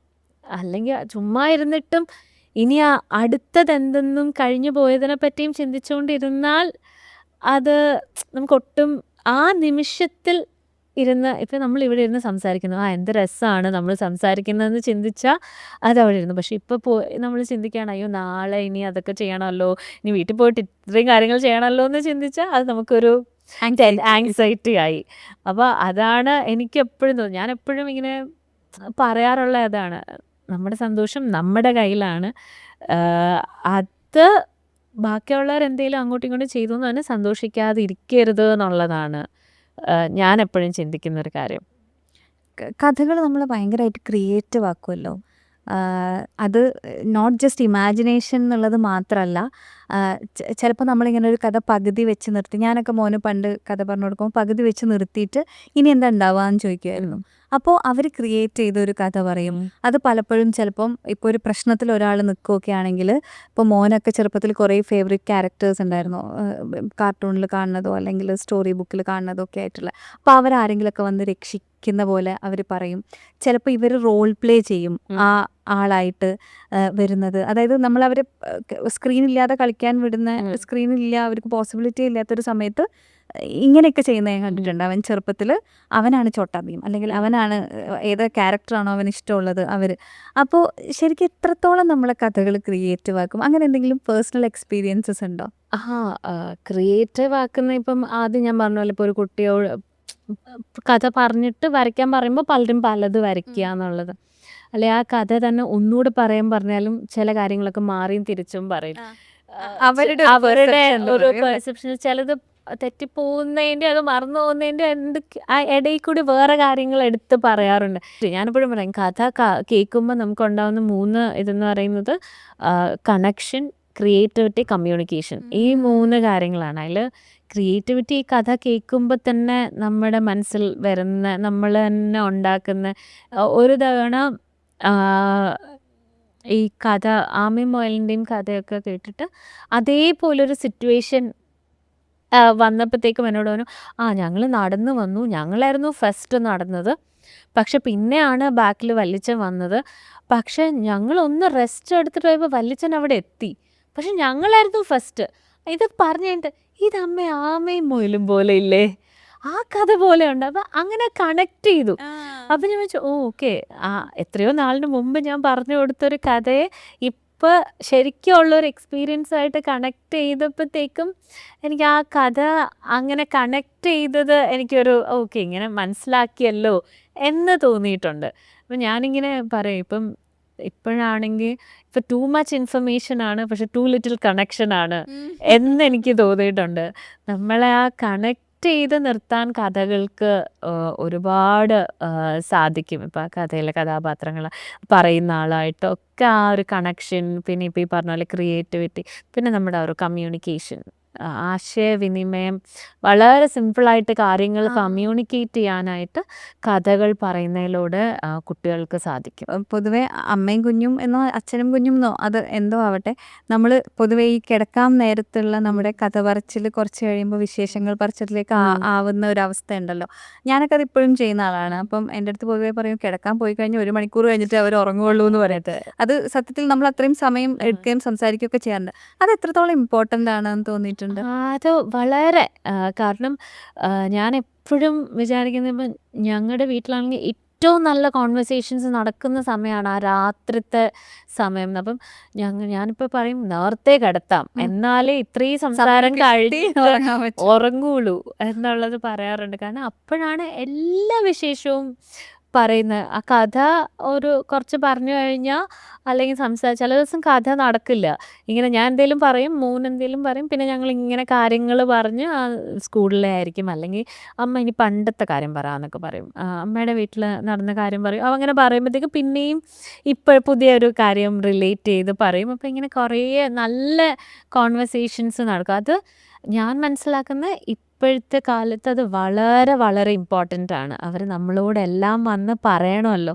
അപ്പോൾ അതിന് നമ്മളോടെല്ലാം പറയാം എന്നുള്ള ഒരു സേഫ് സ്പേസ് നമ്മളവിടെ ക്രിയേറ്റ് ചെയ്യുകയാണ് ചെയ്യുന്നത്. ആ ഒരു ബോണ്ടിങ് ആണെങ്കിൽ അത് കുഞ്ഞിലേ തൊട്ടേ തുടങ്ങിയോണ്ട് ഇപ്പം ഞങ്ങൾക്കത് വലിയ കുഴപ്പമില്ല. പക്ഷേ അത് ഏത് പ്രായത്തിലാണെങ്കിലും കുട്ടികളുമായിട്ട് നമ്മൾ നമ്മുടെ ക്വാളിറ്റി ടൈം അവർക്ക് കൊടുക്കുക. അവർ വലുതായി പോയാലും നമ്മൾ അന്ന് ചെയ്ത ഈ കോൺവെർസേഷൻ നമുക്കും ഒരു ഭയങ്കര സുഖമുള്ള കുറേ ഓർമ്മകളായിരിക്കും. അവർക്കും അതെ അതെ, അവർക്കും ചിലപ്പോൾ പിന്നെ വലുതായിട്ട് ചിന്തിക്കുമ്പോൾ അയ്യോ അന്ന് നമ്മളിങ്ങനെ കാരണം ഞാൻ ചിലപ്പോൾ ചിന്തിക്കാറുണ്ട്, ഞാനും അച്ഛനും അമ്മയും അപ്പൊ അനിയത്തി അച്ഛൻ്റെ നെഞ്ചിൽ കിടക്കുമായിരുന്നു. അപ്പോൾ ഇങ്ങനെ അച്ഛൻ പറഞ്ഞു അയ്യോ ഇവള് വലുതായി പോവല്ലോ, പിന്നെ അപ്പോൾ ഇപ്പൊ ഞങ്ങളൊക്കെ വലുതായില്ലേ. അപ്പോഴും ഞങ്ങൾ നമ്മള് ഇപ്പൊ അതുപോലെ ഇപ്പൊ പണ്ട് കറണ്ട് പോകുന്ന സമയം ഭയങ്കര ക്വാളിറ്റി ടൈം. ഭയങ്കര ക്വാളിറ്റി ടൈമാണ്. ഈ ഇടയ്ക്ക് ഞങ്ങളിങ്ങനെ പറഞ്ഞു എന്തൊക്കെ കാര്യങ്ങൾ ഒന്നും ചെയ്യാൻ പറ്റില്ല ആ സമയത്ത്. അതെ. പഠിക്കാൻ പറയാൻ ആർക്കും പറ്റില്ല, നമ്മളാരും പഠിക്കില്ല. അപ്പോൾ നമ്മളെല്ലാവരും ഒരുമിച്ചിരിക്കും. ആ സമയത്ത് നമ്മൾ ഒത്തിരി കാര്യങ്ങൾ സംസാരിക്കും. അപ്പോൾ അതൊരു നല്ല സമയമായിരുന്നു. ഇപ്പം ചിന്തിക്കുമ്പോൾ ആ കറണ്ട് പോകുന്ന ഒരു അരമണിക്കൂർ അന്ന് നമ്മൾ കറണ്ട് വരാൻ വേണ്ടി വെയിറ്റ് ചെയ്യുമായിരുന്നു. ആയിരുന്നെങ്കിൽ ഇപ്പം ചിന്തിക്കുമ്പോൾ അന്ന് നല്ലൊരു കുറേ കാര്യങ്ങൾ നമ്മൾ സംസാരിച്ചുകൊണ്ടിരുന്ന ഒരു സമയമായിരുന്നു. ഇപ്പോൾ കഥകൾ പറഞ്ഞ പോലെ തന്നെയാണ് വായനയും. വായിക്കുമ്പോൾ നമ്മൾ ഓരോ കഥാപാത്രങ്ങളെ എടുക്കുന്നത് എൻ്റെ മനസ്സിലുള്ള ഇപ്പം ഞാൻ ചെറുപ്പത്തിൽ സുഹറയും മജീദും കണ്ടപ്പോൾ എൻ്റെ മനസ്സിലൊരു സുഹറയും ഒരു മജീദും ഉണ്ട്. എൻ്റെ മനസ്സിൽ മാധവിക്കുട്ടിയുടെ ചെറുപ്പകാലം എന്ന് പറയുമ്പോൾ എൻ്റെ മനസ്സിലൊരു പിക്ചർ ഉണ്ട്. ആ അമ്മമ്മയുടെ അടുത്ത് ഇരിക്കണ മാധവിക്കുട്ടിയുടെ അതായിരിക്കില്ല ചിലപ്പോൾ കല്യാണിയുടെ അടുത്തുണ്ടാവുക. ഞാൻ ഇതിൽ പല ക്യാരക്ടറായിട്ടും ചെറുപ്പത്തിൽ ഞാൻ അതാണ് എന്ന് വിചാരിച്ചിട്ടുണ്ട്. ഇങ്ങനത്തെ റോൾ പ്ലേ ഒക്കെ തുടങ്ങുന്നത് കഥകൾ കേട്ടിട്ടല്ലേ. അപ്പോൾ അത് എത്രത്തോളം കുട്ടികളുടെ ബാക്കിയുള്ള സ്കിൽസിനെ ഇപ്പോൾ കമ്മ്യൂണിക്കേഷനോ അല്ലെങ്കിൽ കണക്ഷനോ അല്ലാതെ ബാക്കി അവരുടെ ആർട്ടിസ്റ്റിക് ആയിട്ടുള്ള ഇപ്പോൾ ആക്ടിങ് ഫോർ ഇൻസ്റ്റൻസ് അല്ലെങ്കിൽ എഴുതാൻ പുതിയൊരു കാര്യത്തിനെ കുറിച്ച് എന്തെങ്കിലും എഴുതാനോ എന്തെങ്കിലും ചിന്തിക്കാനോ ഒക്കെ ആ തരത്തിലുള്ള ഒരു ഇതെങ്ങനെയാണ്, പോസിബിലിറ്റീസ് എങ്ങനെയാണ്? ഇപ്പം നമ്മളല്ലേ കഥയിലൂടെ പോകുമ്പോഴത്തേക്കും ആദ്യം അവർ കഥ നമുക്ക് കേൾപ്പിക്കാനാണ് പറ്റുക. പിന്നെ പതുക്കെ പതുക്കെ നമുക്ക് അവരെ വായനയിലോട്ട് കൊണ്ടുവരാൻ ഉറപ്പായിട്ട് സാധിക്കും. കാരണം അതിനോടൊരു ഇഷ്ടം വേറെ ലോകങ്ങളോടൊരു അതെ അതെ, ആ ഓരോ പുതിയ കാര്യങ്ങൾ അറിയാനും പുതിയ ഓരോ എക്സ്പീരിയൻസസ് മനസ്സിലാക്കാനും ഇഷ്ടം തുടങ്ങിക്കഴിഞ്ഞാൽ പിന്നെ അവരെ പതുക്കെ നമുക്ക് വായനയിലോട്ട്. പക്ഷെ ഒരു പ്രായം വരെ നമ്മളും കൂടി ഇരുത്തിയാൽ ചിലപ്പോൾ അവർ വായിക്കുള്ളായിരിക്കാം. പക്ഷെ പിന്നെ നമുക്ക് ആ വായനയിലോട്ട് വരും. ഇപ്പോൾ റോൾ പ്ലേ എന്ന് പറയുമ്പം നമ്മളെല്ലാവരും വീട് കറി വെച്ചും ഒക്കെ കളിച്ചിട്ടുണ്ട്. അപ്പോൾ അത് നമ്മുടെ എന്നിട്ട് ഞങ്ങളൊക്കെ കളിക്കുമ്പോഴത്തേക്കും നമ്മൾ ഓരോ ഇവൻറ്റ് പോലെയൊക്കെ നടത്തും. വീട് വെച്ച് കഴിഞ്ഞാൽ പിന്നെ ഞങ്ങൾ പാലുകാച്ച് നടത്തും. പാലുകാച്ചിന് ഭയങ്കരമായ കാര്യങ്ങളൊക്കെ ഞങ്ങളവിടെ ചെയ്യുമായിരുന്നു. ഇങ്ങനത്തെ ഓരോ കാര്യങ്ങളൊക്കെ ഞങ്ങൾ അപ്പോൾ ഭയങ്കര വലിയ കാര്യങ്ങൾ ഓർഗനൈസ് ചെയ്യുന്ന പോലെയാണ് ഞങ്ങളുടെ തലയിൽ കൂടെ വലിയ കാര്യം. ഒന്നുമില്ല, ആരും വരില്ലായിരിക്കും അപ്പുറത്ത് കുറച്ച്. പക്ഷെ ഞങ്ങൾ ഭയങ്കര വലിയ രീതിയിലത്. പക്ഷെ അതൊക്കെ ചിലപ്പോൾ നമ്മുടെ ഈ ഓർഗനൈസേഷൻ സ്കിൽസ് അങ്ങനത്തെ കാര്യങ്ങളിലൊക്കെ അത് ഹെൽപ്പ് ചെയ്യുന്നുണ്ടാവും. കുറേ പേര് കൂടിയിരുന്നൊരു റോൾ പ്ലേ ചെയ്യുമ്പോൾ അവിടെ തന്നെ ഒരു ലീഡർഷിപ്പ്, ടീം, ഇപ്പോൾ കുട്ടികൾ ഒരുമിച്ച് കോർഡിനേഷൻ. അതെ, അതെല്ലാം വരും. ഇപ്പോൾ കുട്ടികൾ ഒരുമിച്ച് കളിക്കണം എന്നുള്ളത് വലിയൊരു കാര്യമാണ്. കാരണം ഒരു പ്രശ്നം വന്നാൽ അത് അവരെങ്ങനെ അങ്ങോട്ടും ഇങ്ങോട്ടും ഹെൽപ്പ് ചെയ്ത് സോൾവ് ചെയ്യുന്നു. അതുപോലെ ഇപ്പം എന്തെങ്കിലും കളിയാക്കിയാൽ അതെങ്ങനെ അവർ എടുക്കുന്നു. നമ്മളെയൊക്കെ ഒത്തിരി അങ്ങോട്ടും ഇങ്ങോട്ടും കളിയാക്കുകയൊക്കെ ചെയ്തിട്ടുണ്ട്. അന്ന് ചിലപ്പോൾ പോയി അമ്മയോടൊക്കെ പറയായിരിക്കും, പിന്നെ അത് പറയത്ത് പോലും ഇല്ല. അങ്ങനെയൊക്കെ നമ്മളത് അങ്ങ് വളർന്നു. അപ്പം ഇപ്പം ചിലപ്പം പെട്ടെന്ന് അവർക്കൊക്കെ സങ്കടം വരും ചെറുതായിട്ട് എന്തെങ്കിലും. അപ്പോൾ ഇങ്ങനെ ഒരുമിച്ച് കുട്ടികൾ കളിക്കുകയും അങ്ങനെയും ഒരു ഏജ് കഴിഞ്ഞപ്പോൾ അതുമൊക്കെ നമ്മൾ അതിനുള്ളൊരു സ്പേസും ഒക്കെ നമ്മൾ കൊടുക്കണം. അതേ റോൾ പ്ലേ മാത്രം എല്ലാ രീതിയിലും കളിക്കണം. കഥകൾ എന്ന് പറഞ്ഞാൽ നമുക്ക് എല്ലാവർക്കും എപ്പോഴും ഇഷ്ടമുള്ള കാര്യമാണ്. നമ്മുടെ എല്ലാവരുടെ ലൈഫിലും നമുക്ക് പല കഥകളുമായിട്ട് നമ്മൾ കണക്ട് ചെയ്യുന്നുണ്ടാവും. പലരുടെ ലൈഫ് സ്റ്റോറി ആയിട്ട് നമ്മൾ കണക്ട് ചെയ്യുന്നുണ്ടാവും. പല കഥാപാത്രങ്ങളുമായിട്ട് കണക്ട് ചെയ്യുന്നുണ്ടാവും. ഇതൊരു വലിയ ലോകമാണ്. അപ്പോൾ ഇത് ചെറുപ്പത്തിൽ തന്നെ കുട്ടികൾക്ക് വേണ്ടി തുറന്നു കൊടുക്കുക എന്നുള്ളത് എനിക്ക് തോന്നുന്നത് നമ്മുടെയൊക്കെ ഉത്തരവാദിത്വമാണ്. അത് ലിമിറ്റ് ചെയ്യാതെ അതിങ്ങനെ തുറന്നു കൊടുക്കുക എന്നുള്ളത്. അപ്പോൾ എനിക്ക് ഞാനിന്ന് നമ്മൾ പോഡ്കാസ്റ്റ് തുടങ്ങിയപ്പോൾ പറഞ്ഞ പോലെ ഞാൻ ഭയങ്കര എക്സൈറ്റഡ് ആയിരുന്നു ഈ ഒരു സെഷന് വേണ്ടിയിട്ട്. കാരണം ഇപ്പോഴും എനിക്ക് കഥ കേൾക്കാൻ ഇഷ്ടമാണ്. വേറെ ആൾക്കാരുടെ കാര്യങ്ങളെക്കുറിച്ച് അവർ പറയുന്നത് കേൾക്കാൻ. ഞാൻ വെൻഡ് ഔട്ട് സെഷൻസ് ചെയ്യുന്നുണ്ട്. ഞാൻ അങ്ങനെ കഥ കേൾക്കുക എന്നുള്ള ഇൻറ്റൻഷനിലല്ലെങ്കിൽ പോലും ഓരോ മനുഷ്യരുടെ ജീവിതം ഓരോ കഥയാണെന്ന് എനിക്ക് തോന്നിയിട്ടുണ്ട്. നമ്മുടെ ജീവിതത്തിൽ നമ്മളാണ് നായികയും നായികയെന്ന് തോന്നിയിട്ടുണ്ട്. അപ്പോൾ എനിക്ക് വളരെ ഇൻട്രസ്റ്റിംഗ് ആയിട്ടുള്ള ഒരു പോഡ്കാസ്റ്റ് ആയിട്ടാണ് തോന്നിയത്. പക്ഷെ കഥ പറയുന്ന ഒരാൾ വന്നിട്ട് ഒരു കഥ പറയിപ്പിക്കാതെ നമ്മളെങ്ങനെയാണ് വിടുക? അപ്പോൾ ഏതായാലും ഒരുപാട് സന്തോഷം നമ്മുടെ പോഡ്കാസ്റ്റിൽ ഗസ്റ്റായിട്ട് വന്നതിന്. ഇനിയും ഒരുപാട് കഥകൾ ശേഖരിക്കാൻ പറ്റട്ടെ. അത് നമ്മുടെ ജനറേഷനും ഇനിയുള്ള ജനറേഷനൊക്കെ പാസ് ഓൺ ചെയ്യാൻ പറ്റട്ടെ. കുട്ടികൾ ഒരുപാട് കഥകൾ കേട്ട് വളരട്ടെ. നിങ്ങളിത് കാണുന്ന കുട്ടികളാണെങ്കിൽ ഒരുപാട് കഥകൾ കേൾക്കൂ. കഥകൾ നമ്മുടെ ലൈഫിൽ ഒരുപാട് ചേഞ്ചസ് വരുത്തും. നമുക്ക് ചിലപ്പോൾ അത് വലിയ ചേഞ്ചസ് ആയിട്ടൊന്നും തോന്നില്ല. പക്ഷെ പിന്നീട് ലൈഫിൽ എന്തെങ്കിലും ഇവൻറ്റ്സ് ഒക്കെ വരുമ്പം അല്ല അപ്പോൾ എങ്ങനെയാണ് ശരിക്കും ഒരു ഫുൾ ലൈഫ് ഈ ഒരു കഥകളുടെ ലോകത്തേക്ക് വന്ന ശേഷം how set your life changed എന്നും കൂടെ പറഞ്ഞിട്ട് ഒരു കഥയിലേക്ക് പോകാം നമുക്ക്. ഇപ്പം പല കാര്യങ്ങളും കഥകളിലും ഇപ്പം ഞാൻ കൂടുതലും കഥകളാണല്ലോ ചെയ്യുന്നത്. അപ്പോൾ പലതും എനിക്ക് ഈ കഥയായിട്ട് ഞാൻ റിലേറ്റ് ചെയ്ത് ചെയ്യണ പോലെ എനിക്ക് തോന്നിയിട്ടുണ്ട്. കുട്ടികളുടെ സന്തോഷം കാണുമ്പോൾ ഭയങ്കര സന്തോഷമാണ്. ഞാൻ ചില സെഷന് വേണ്ടി ഞാൻ പറയും, അയ്യോ ഇന്ന് അവരെ സന്തോഷിച്ച് കാണുമോ, പിന്നെ ഞാൻ ഇങ്ങനെ ചിന്തിക്കും, അയ്യോ അവർക്കത് ഇഷ്ടപ്പെട്ട് കാണുമോ. ചിലർ ഭയങ്കര എനിക്ക് അവരിങ്ങനെ സന്തോഷിച്ച് കാണുമ്പോഴത്തേക്കും ഭയങ്കര സന്തോഷമാണ്. അവര് ഇങ്ങനെ നമ്മൾ കാരണം എനിക്ക് തോന്നുന്നു എപ്പോഴും നമ്മുടെ ഞാനിങ്ങനെ എപ്പോഴും ചിന്തിക്കാറ് എൻ്റെ ഒരു അച്ഛനും ഒക്കെ കുട്ടികൾക്ക് വേറെ ഓപ്ഷനില്ല, നമ്മളാണ് പേരൻസ്. ഇപ്പം എല്ലാവരും പറയും നല്ല മക്കളെ കിട്ടിയില്ലേ. അങ്ങനെ അല്ല, തിരിച്ചാണ്. നല്ല അച്ഛനെയും അമ്മയും കിട്ടുന്നതാണ്. കാരണം അവർക്ക് നമ്മളാണ് അവരെ നല്ലതും ചീത്തയും ആക്കുന്നത് എന്ന് ചിന്തിച്ചിട്ടുണ്ട്. അപ്പം ഈ കഥ പറയുമ്പോഴൊക്കെ ഓക്കെ എനിക്ക് എന്തെങ്കിലും അവർക്ക് ഒരു വാല്യൂ ആഡ് ചെയ്യാൻ പറ്റിയ, അവർക്കൊരു മൂല്യം പറഞ്ഞു കൊടുക്കാൻ പറ്റിയാൽ അതൊരു സന്തോഷം എന്ന് ഞാനിപ്പം ചിന്തിക്കാറുണ്ട്. അതുകൊണ്ട് കഥ മാക്സിമം പറ്റുന്ന അത്രയും കഥ പറയാം എന്നുള്ളൊരു ഇതിലാണ് ഇപ്പം ഇരിക്കുന്നത്. അപ്പം ഇനി നമുക്ക് കഥ കേൾക്കാം. അപ്പം എൻ്റെ സൂപ്പർ അതെ അത് മതി. ഭൂതപ്പാട്ട് പറയാം കുറച്ച്. ഒരിടത്തൊരിടത്ത് ഒരു ഭൂതം ഉണ്ടായിരുന്നു. ഒരു ഭയങ്കര ഭൂതം. മുടിയൊക്കെ അഴിച്ചിട്ട് കുറേ ആടയാഭരണങ്ങളൊക്കെ ഇട്ട് വലിയ കമ്മലൊക്കെ ഇട്ട് മുഖമെല്ലാം ചായം പൂശിയ ഭൂതം. ഈ ഭൂതം ഒരു കുന്നിൻ്റെ ചെരുവിലിരുന്ന് കിളിവാതിലിലൂടെ ഇങ്ങനെ നോക്കും. അവിടെ കൂടെ പശുക്കൾ മെയ്യാൻ പോകുമ്പം പശുവിൻ്റെ പാല് കട്ടു കുടിക്കും.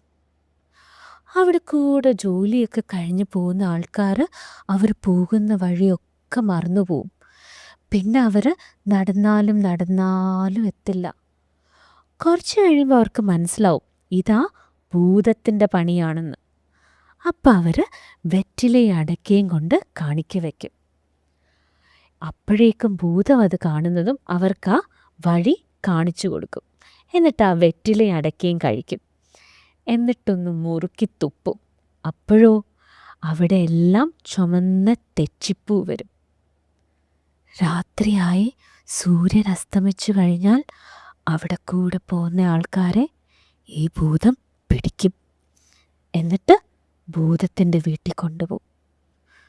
പിന്നെ അവരെ ആരും കാണില്ല. ഇങ്ങനെയൊരു ഭയങ്കര ഭൂതം. അയ്യവര വമ്പിളിപ്പൊങ്കുലമേയിലണിഞ്ഞ കരിമ്പൂതം. അയ്യവര വമ്പിളിപ്പൊങ്കുല മെയിലണിഞ്ഞ കരിമ്പൂതം. അങ്ങനെ ഇരിക്കെ ആ നാട്ടിലൊരു ഉണ്ണി ജനിക്കും. ആർക്കാണ്? നങ്ങേലിയമ്മയ്ക്ക്. കുറേ നാളിന് ശേഷമാണ് നങ്ങേലിയമ്മയ്ക്ക് ഉണ്ണി ജനിക്കുന്നത്. അതുകൊണ്ട് നങ്ങേലിയമ്മ ഉണ്ണിയെ ഒരുപാട് ലാളിച്ചും കൊഞ്ചിച്ചും ഒക്കെയാണ് വളർത്തിയത്. ഉണ്ണിക്ക് വേണ്ടതെല്ലാം ചെയ്തു കൊടുക്കും. ആറ്റിൻ വക്കത്തെ മാളിക വീട്ടിൽ ആറ്റുനൂറ്റൊരു ഉണ്ണി പിറന്നു.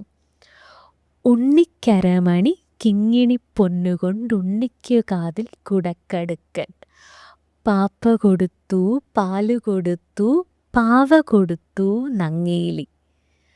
അങ്ങനെ നങ്ങേലി ആ കുഞ്ഞിനെ ഒരുപാട് കൊഞ്ചിച്ചും ലാളിച്ചും വളർത്തി. ഉണ്ണിക്ക് 6 വയസ്സാവും. 6 വയസ്സായ സ്കൂളിൽ പോകണം. നങ്ങേലിയമ്മ രാവിലെ എണീറ്റ് മുണ്ടൊക്കെ ഉടുപ്പിച്ച് ഉണ്ണിയെ റെഡിയാക്കും. എന്നിട്ട് ഉണ്ണിയെ സ്കൂളിലോട്ട് വിടും. പണ്ടത്തെ കാലമല്ലേ, ബൈക്കുണ്ടോ കാറുണ്ടോ ബസ്സുണ്ടോ ഒന്നുമില്ല. പിന്നെ എങ്ങനെ സ്കൂളിൽ പോവും? നടന്ന് നടന്ന് നടന്ന് നടന്ന് വേണം സ്കൂളിൽ പോവാൻ. അങ്ങനെ ഉണ്ണി ആ വയലിലൂടെ നടന്നു പോകുന്നതും നങ്ങേലിയമ്മ ഇങ്ങനെ നോക്കി നിൽക്കും.